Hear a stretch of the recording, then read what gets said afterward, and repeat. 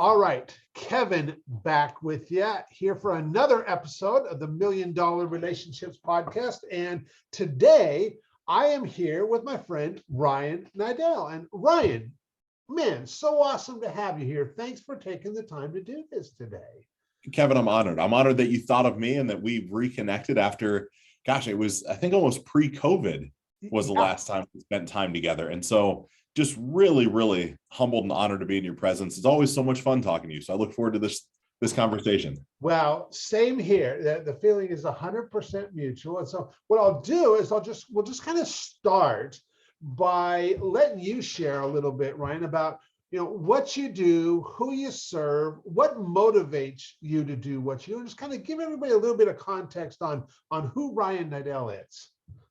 Yeah, thanks, Kevin. So I'll say who I am, right, at a really base level is a consummate student of life, right? As cliche as that might sound, behind me in I'll say my office, which is doubling as my studio, is a series of books where I think reading and being able to gain wisdom from others is one of the most beautiful journeys we can go down in life. And with so much information at our fingertips, it's fascinating how much we can learn in what short periods of time. Yeah. And that has then led me, Kevin, into really, I'll say, a bifurcation of my business efforts. In one side of my business efforts, I get the privilege of spending time with business owners that are, 5 to 10 million a year in business revenue, that would like a clear path to 100 million or so in revenue, but under the premise and under the guise that they ultimately want to transition the business. They know that at some point in the future, they want to turn it into a sellable asset versus just something they've been doing, because I call them accidental entrepreneurs, right? They're ready to shift from accidental to more intentional and want to pull themselves out of their business while maintaining control. And eventually, like I said, probably transition the business to someone else in life. Mm-hmm. And from having a series of those go pretty well, it has then led me into starting my own private equity fund, where got a little $155 million private equity fund that I manage, that some of the business owners that I get the privilege of spending time with say pretty early, look, I understand the path to get to where I said I want to get to, but I think I'd like to jump off the train right now. And I'd like to, ride on the sidelines instead of in the driver's seat. And do you know anybody that'd be interested in potentially acquiring the business? And if the business model makes sense, I get to raise my hand and say, I do know someone. It's the individual sitting across the table from you. So kind of I'll call it again, a bifurcation of efforts between a consultative model of just how businesses grow to that capacity, and then an acquisition model where instead of the typical, I'll say, corporate raider, tear apart companies and sell them off to the highest bidder, mine's much more of a consolidated roll up and bring powerful people together in new business environments, then help that growth to transition to the next level of the game, as I call it, a larger private equity fund or potentially an IPO. Yeah. So I get to experience a lot of different things inside of business. Very cool. How long have you been doing what you do, Ryan? I mean, there might be a couple answers based on what you just shared, obviously. Yeah. So Kevin, if I look at that, I finally figured out what I was doing and how to turn it into something that I could actually speak in a few words. I can relate to that. Yes, of course. I would say that's been the better part of 18 months, maybe 2 years at the most, right? It hasn't been long since I've been able to really say, this is what I do. But if I go back, 5, 6, 7 years prior to that, from a coaching or consulting nature, when I looked at the commonalities and the clients that I got, the privilege of spending time with, when I looked at the businesses that I had been a part of, that I'd helped grow, they all were in that exact vein. So I was an accidental entrepreneur myself, of realizing the individuals that I was getting time to spend, getting the ability to spend time with, we're all looking for the growth and trajectory and not the flash in the pan. I'm not the next, Facebook ad guy. I'm not the next, marketing whiz kid, if you will. It's more a lot of the basics. It's more of, an operational efficiency. It's more of a systemization and thought process into scalability that I found is just something I've been doing for a really long time and had never codified it. I'd never quantified what it is that I was doing, or even thought that people would care that I was doing it, right? It was completely accidental until I became, I signed up a client, or was able to come into a company in Salt Lake City, Utah, and had seen really incredible growth, Kevin, from 5 million to last year. We did just shy of 60 million in revenue and good margins to it over a 3-year period. And the founders of that company are, I'm now partners in it as well. And sitting in the CEO chair, they said, look, you do realize that like this is a formula, because it not only worked inside of our business, I'll call it now, but then that's allowed us to buy 2 or 3 other businesses with the same sort of formula, and allowed me to help some of their friends and some people that we deem to be close to us. And so they were actually the ones that challenged me, Kevin, and said, you got to go chase this thing. It works. You have something that at least they hadn't seen before. I said, great. Sounds like a good time to me. That is so cool, man. I'll tell you, yeah. I mean, now I'm like it's not like you weren't doing cool stuff the last time you and I connected, because you absolutely were. But you're right. The way you articulate it now is way different than it was during the last conversation you and I had. And I know the way I articulate what I do is way different now than it was a couple of years ago too, So. Yeah, of course, right. I think it all goes into that student of life thing. I think right. When you're called a humble servant and you're willing to listen more than you speak, and people give you feedback, both enjoyable feedback and sometimes not so enjoyable feedback. That's right. There's all types of growth that happens so quickly, and it's such a great spot to be in. Yeah, very cool. All right, so let's shift gears just a little bit. And what I'm going to do is I'm going to reiterate the question for the benefit of the listeners. And so here's the question. Have you ever been introduced to a person that completely changed the course of your life or your business, so much so that much of what you have today would not be possible if not for this person? And Ryan, I'm just really excited to hear your story, your experience around this, and also give you the opportunity to just honor somebody who's had such a profound impact on your life and on your business. Yeah, Kevin, thank you. I most certainly have. And there were 2 individuals at the same time, but I'll tap into more of one than the other. Is him and I just forged a little bit of a closer relationship in that season of life. And the 2 individuals' names are Vinny Fisher and Mark Jenny, right? 2 just wonderful individuals that at a season in my life, gosh, I guess it would have been almost 13 years ago. Wow. I was getting out of the illustrious world of high-end automotive sales and sales management.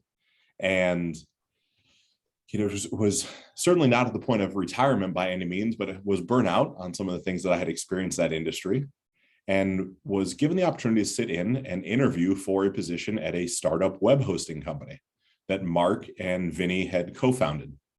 And I didn't know what web hosting was. I certainly didn't know what digital marketing was or direct response.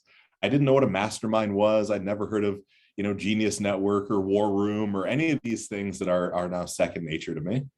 And so I drove from Columbus, Ohio, where I live currently, where I lived then, to a little suburb of Akron, Ohio called Fairlawn, and sat in this office that was, to me at that point, it felt cavernous, right? It was a startup company. It's this huge office, a great, beautiful complex. I'm sitting around a conference room table, and there was not only Mark and Vinny, but then there were 4 or 5 other partners at that point. But they were the 2 leading the charge, and had a wonderful conversation with them. And they'd shared with me the opportunity was between myself and an individual, I believe at that point, that was working for Verizon Wireless. Okay. They were looking at me for a sales role, an affiliate manager specifically in title.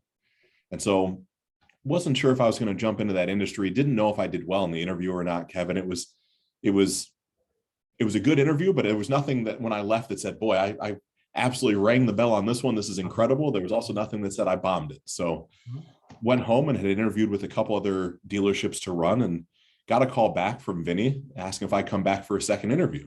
So, gosh, of course.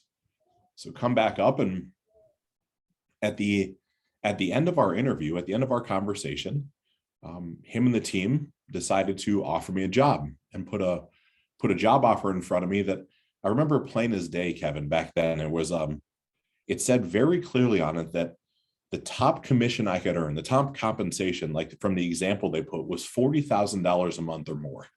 And I had came from the automotive industry where every time that you hit a new benchmark or new threshold for income, there's a necessity to change your pay plan. And so when I saw $40,000 a month plus, I'd come from an industry where I was doing well, but right about $250,000 a year or so, and asked Vinny if they'd be willing to put it that they wouldn't change the pay plan, right? My fear was, although I didn't know what web hosting was, and I didn't know what digital marketing was, my fear was I'd figure this out and they'd change my pay plan, change it overnight. And I didn't know at that point, or it didn't sink in that Vinny is a lawyer, was a lawyer, is a lawyer. And so he said, absolutely, right? I'm a lawyer, I can do it right now. Well, this is incredible. And so they agreed not to change my pay plan. And we shook hands, and essentially within a few days time period, became an employee of their new company. And it was interesting, Kevin, as I came on board, the first, what feels like month, it was probably 3 days, but I'll tell you, in my memory, it felt like the first month. Mark and Vinny weren't in the office at all. They were traveling. It was vacation, right? I believe it was July or August, right? I don't know where they were at, but in my mind, they weren't around. And I'm like, oh my gosh, I'm commuting an hour and a half a day. I don't know what web hosting is. These guys that hired me aren't around. I'm absolutely failing. I have no clue what I'm doing. And I remember Vinny got back from vacation or his trip or wherever he was at. Again, I'd be remiss to say I remember exactly what it was. And I remember sitting down in his office. It was a corner office, and just saying, Vinny, I don't know what I'm doing. Like I haven't failed at things before. I don't plan on failing here, but can you help me? Can you help? Like, I don't. And he was instantly, of course, absolutely. Let me explain how all this works. And he explained the process of the hosting company and how servers, the provisioning of the servers, and gave me some background into what he was a part of before. And that then led to him actually suggesting I went and got Mark Jenny, our partners, phone, and just download all of his contacts from his phone and just start cold calling Mark's old contacts for our web hosting company. I'm like, this is wild. I have no idea what I'm doing, but I can absolutely reach out and speak to people. And back then, without having any idea what affiliate marketing was, Vinny laid it out and said, look, you're basically going to call people and tell them if they post our link somewhere, you're going to pay them a bunch of money every month. He said, you can just keep it as simple as that. So, there is no way this works this way, but okay, sure, I trust you. Well, it didn't take very long between tossing around Mark's name and Vince's name, Vinny. I started getting appointments set. And I remember one of the first trips I ever took for work in that capacity was heading from Akron, Ohio to Salt Lake City, Utah, where a lot of our affiliates ended up being. And I remember sitting in this massive office, right? It was one of our potential clients. And I'm sitting there, and there's a foreign language being spoken about, which is CPL and CPC and CPM. And these guys are mapping this all out on a board, and first pass leads and second pass leads and second pass and fallouts and dropout. I'm like, I am just sitting there smiling, taking notes, trying to keep up. We get to the car after the appointment, and I said, Vinny, I have no idea what you just said. I want to learn. This is fascinating, but there's so many things going on that I have no idea what you even began to discuss. And I'll tell you, with the wisdom and the knowledge and the success that he had experienced, he spent the rest of that trip and probably the next 2 or 3 weeks afterwards, Kevin, really breaking down everything that he had shared in Salt Lake City with various people that we visited in a way that I could understand it, in a way that didn't make me feel anything other than empowered, in a way that supported my growth and supported me seeing more than I could see when we first went out.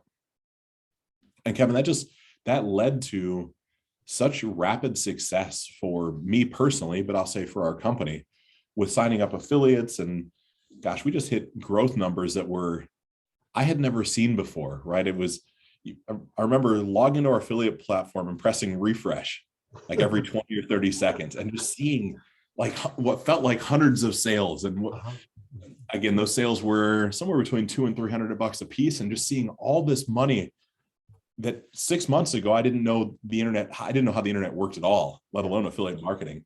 Then I'm seeing this, and we're signing up thousands of people a day, and just the joy and excitement and the wisdom that then Vinny would consistently instill and share with me, to the point, Kevin, that after a period of time, him and Mark decided they wanted to go and spread their wings and start freewebsite.com. They'd bought a domain and wanted to go toe to toe with a Wix or Weebly or Webs back then, and actually rented office space across the hall from where our main office was at. And through that, sat me down and said, look, we think with the growth we've went through, you'd be the perfect person to run the business. We'd like to make you the CEO of our company. Wow. Wow. And gosh, talk about a blast to my ego in a positive way, probably too much so, Kevin, back then. I can say that now. Again, this is, God, it has to be 10 years ago now, maybe 11. And, saying yes and agreeing to it, and then moving into the office that was once Vinny's, it was now my office, the same office that he trained me in. And I tell you, Kevin, some of my biggest regrets, which also turned into my biggest things that I'm thankful for, is part of me wanting to blaze my own trail. I actually really moved Mark and Vince out of that business. Said, look, like, let me just run this. Like, you guys go create your thing. I'll come find you if I need help. And I'll tell you, Kevin, in hindsight, I wasn't ready for that. And I think Vinny knew that in some capacity, but supported me anyways, which I can't speak enough good things about him and how he poured into me during that season in allowing me the space to, determine where my boundaries were at and flounder quite a bit. And I'll even say probably as much as fail in some capacities, and that he was able to do it in such a way that allowed me to still maintain my dignity and to learn a bunch of painful lessons on what not to do in running a business and in being, CEO, in managing my ego and managing a level of humility. And we took a time period as that business eventually wound down and we sold off pieces and parts and did whatever we did with it. Took a time period where we didn't see eye to eye, where, right, I think there was just bad blood that had existed between us from, again, how I showed up, not how he showed up. Vinny was as consistent as the day was long. Vinny, again, always was there to extend a helping hand and to offer me anything that he could. And my ego just didn't allow it to be so. And, took, maybe a year, 18 months, 2 years, and didn't really speak much. Not that we would have necessarily needed to. He was going on his business journey and I was going on mine.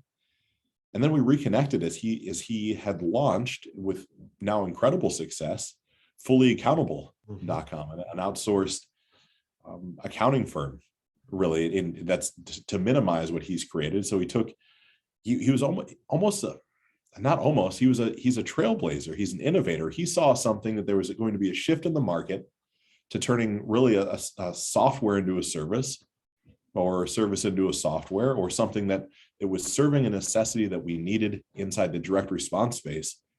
And he saw it, and boy, I didn't. He had offered me an opportunity at one point or another to be a salesperson. I said, absolutely not. I can even go as far as with Mark Jenny as well. He went on to launch RVshare.com and then had immense success with that, and also had offered me an opportunity to be a salesperson at an early stage in the company. I said, man, I just don't see it. I don't see why anybody would want this. I don't really it's incredible how much these two individuals cared about me, loved me, supported me, gave me information that it was worth probably billions, Kevin. I mean, if we try to put a quantifiable number on it, when I look at this entire industry that I didn't know existed, I didn't know how affiliate marketing worked. I didn't know how pixels worked, or email, or anything that I know now that I treat almost as commonplace, that of course all of us know this. All that stems from really Vinny taking the time to explain it to me and show it to me and travel with me to appointments and go through more incredible experiences together, more crazy nights, right? I'll say in the affiliate world that you might have a little bit of an understanding of what that could mean. Between there were no limits to what was capable back in the days of what it would take to close an affiliate. And just, as I look back, I had this conversation with a peer of mine probably 2 weeks ago, that there was a pivotal point. Like, Vinny was a linchpin in the next season of my life, in just, here's this, to me, kid. I still feel young, but I was definitely a kid then, that had no idea about anything that was going on in the world. And Vinny saw something and took a chance on me, and then poured into me at a tremendous amount, even when it probably didn't make sense, right? Even when he wasn't getting the reciprocation back and the feedback back of the appreciation that I would show him now. And just that then led me to him and Mark invited me to go to the war room with them at one point, which was the first experience back when war room was, 20 of us around a C-shaped table, before it was as large as it is now, and introduced me to Maverick and the Genius Network and some of these things that now to me are commonplace, that have grown and turned into these massive, powerful organizations.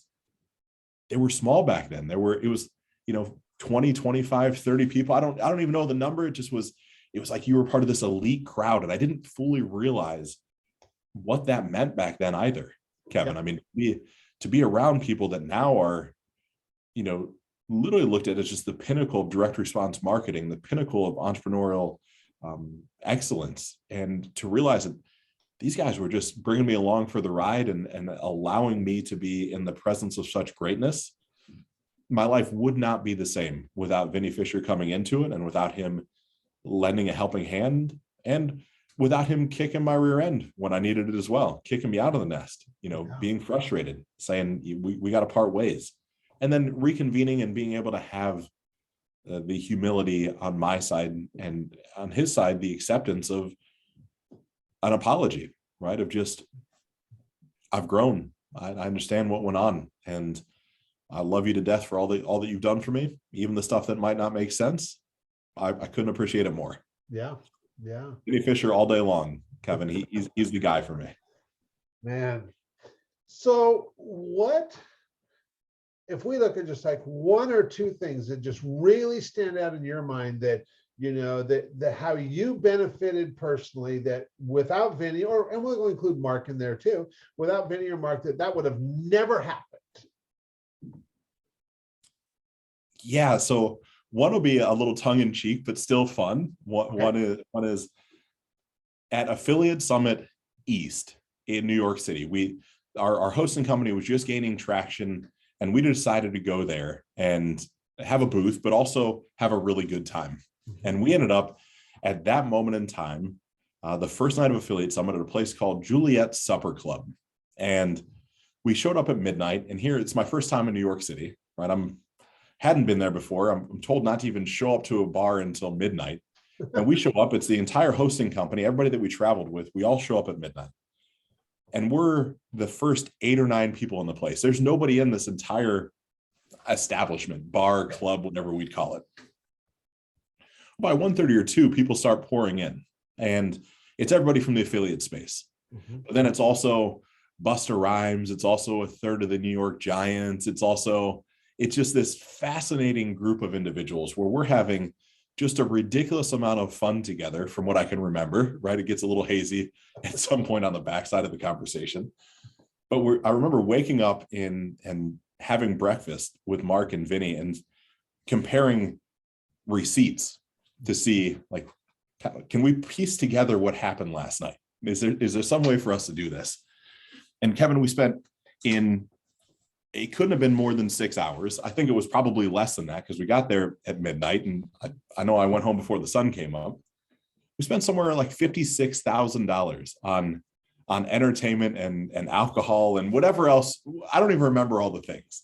And that sort of experience on understanding the different levels that can be played in the game of life, right? Where to me, picking up a beer or two for your buddy on a Thursday night, that's a big deal, right? You leave the bar with $100 bar tab, and it's, oh gosh, that's a hefty night. And then to see, boy, there's just a whole nother way that life can conduct itself. And not that it was a super party-based atmosphere. It's just understanding the power of showing people a good time and what that can do for a business and what it can do to propel you into a level of success. I don't believe I would have ever gotten to experience the bars or clubs or the friendships that come through that at that capacity without Vinny and Mark. So that's more of the tongue in cheek, something that, great benefit in its own right. Certainly a different season of my life. Could care less now, but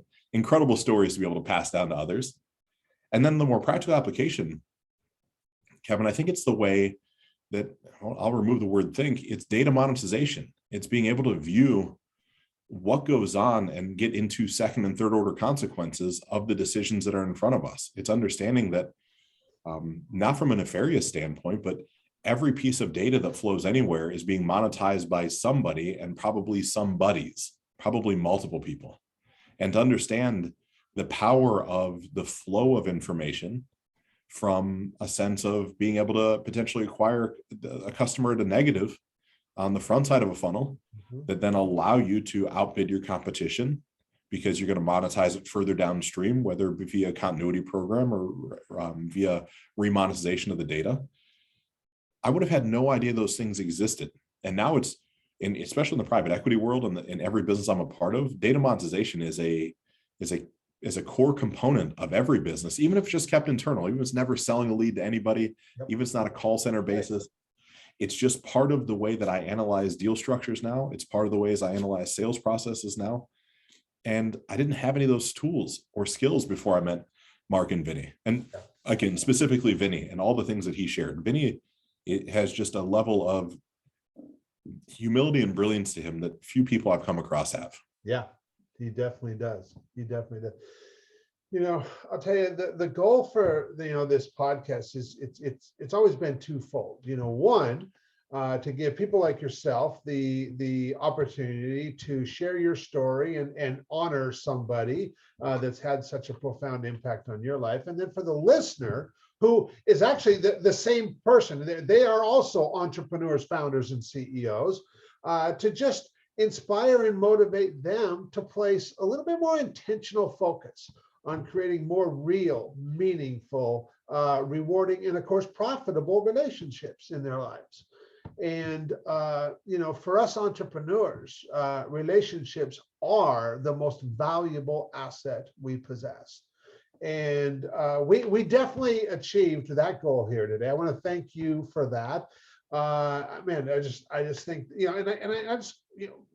I just want to remind everybody, we're talking about Ryan and Mark here, or Ryan and Mark, Vinny and Mark, but two people, and look at what has happened because of this relationship with Vinny, this relationship with Mark that you've had. How many lives have been impacted just by these two relationships? And it's massive. It is absolutely massive. And so, thank you for taking the time to have this conversation, to share this. For anybody listening to this, man, Kev, I really like Ryan. I like the way he shows up. I like what he's all about. How can they find out more about you and what you're working on, Ryan? Yeah, thanks, Kevin. So just RyanNiddel.com is probably the easiest. It's RyanNiddel.com. Right. For me, it's one of the things that I've learned from Vinny. It's my website's really based around, even the newsletter component, just based around giving. I don't have a course to sell. I don't have an ebook to offer. I don't have some sort of magic funnel you're going to get dropped into. I have a Monday, Wednesday, Friday cadence of an email sequence that it's stuff I'm working on. It's information I'm gathering. It's the wins and the losses with nothing more than just wanting to help people so they don't have to learn all the same lessons the same way that I am. So that's probably the best way. That's the place I'm most active. Awesome. Well, thank you again for taking the time to have this conversation. Any last words you want to share before we call it a wrap, Ryan? The last words that I'll share, Kevin, are it's always the right time to do the right thing. And just taking the extra minute to help the person out, to explain something a little bit deeper, to offer the second and third explanation because they didn't get it the first time. That's always worked out in my favor, even if I don't know what my favor means. Yeah.